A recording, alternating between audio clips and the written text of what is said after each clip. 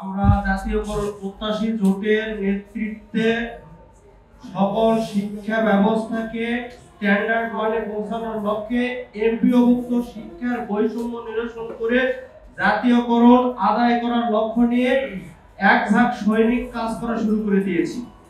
ঠিক সেই সময় যখনই আমরা আমাদের আন্দোলন সংগ্রামের মধ্য দিয়ে সফলতার দ্বার উন্মোচন করেছি, আমরা সুফল ভোগ করব, ঠিক সেই সময়ে আমাদের নেতৃত্ব দেওয়া মহান ব্যক্তির নামে মিথ্যা অপবাদ এবং বানোয়াটমূলক যেই বিবৃতি ইনকলাব পত্রিকা প্রচার করা শুরু করে দিয়েছে, সেই ইনকলাব পত্রিকা এবং তার কর্তৃপক্ষের প্রতি আমি তীব্র নিন্দা জানাচ্ছি।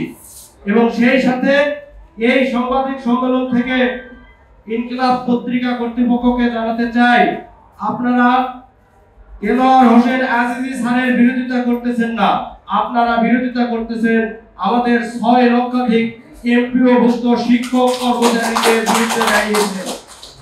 আপনারা জেনে রাখবেন, এর ফল ভালো হবে না। যে মাদ্রাসা শিক্ষক কর্মচারীদের টাকা দিয়ে ইনকলাব পত্রিকা প্রতিষ্ঠিত হয়েছে, আমরা আমাদের শিক্ষা গুরুদের কাছ থেকে ইতিহাস জেনেছি।